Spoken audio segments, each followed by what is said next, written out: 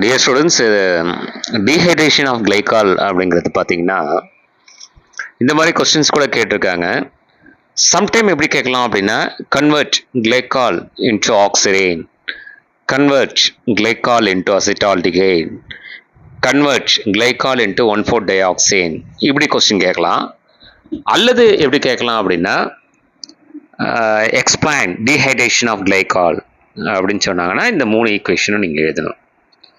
இப்போ first equation பாருங்க, ethylene glycol, அதாவது கிளைகால் கூட 773 கெல்வின்ல ஹீட் பண்ணா இங்க என்ன ஆகும் அப்படின்னா இன்ட்ராமாலிகுலர் டீஹைட்ரேஷன் ரியாக்ஷன் நடக்கும். ஸோ அது உள்ளேயே வாட்டர் மாலிகுல் போயிடுச்சுன்னா ஒரு ஹச் மேலே ஒரு ஹச் கீழே ஒரு ஓஹெச், அப்போ ஒரே ஒரு ஆக்சிஜன் மட்டும் இருக்கு. அந்த ஆக்சிஜன் 2 CH2ஓட சேர்ந்துடும். ஸோ இதுக்கு பேர் ஆக்சிரேன் அல்லது எத்திலீன் ஆக்சைடு அல்லது எத்திலீன் ஈபாக்சைடு. கரெக்டுங்களா? ரைட். செகண்ட் ஒன் பாருங்க, ethylene glycol, that is glycol. இதோட ஐபிஎஸ் நேம் தெரியுமே, ஈத்தேன் 1,2-டயால்.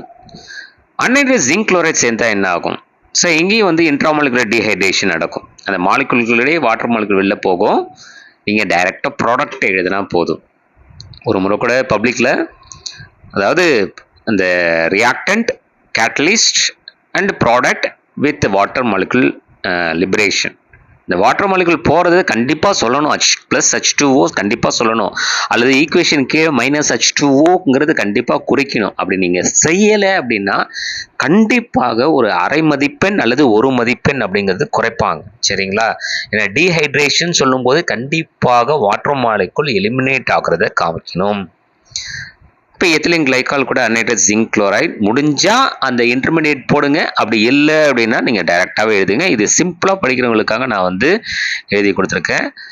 ஸோ அப்போ வந்து உங்களுக்கு என்ன ஃபார்ம் ஆகும் அப்படின்னா அசிட்டால்டிகைட் CH3CHO, இதோட ஐபிஎஸ் நேம் எத்தனல், ஓகேங்களா, ப்ளஸ் H2O. ஸோ இதோட ஃபஸ்ட்டு செகண்ட் ரெண்டுமே இன்ட்ராமாலிகுலர் டீஹைட்ரேஷன் ரியாக்ஷன்.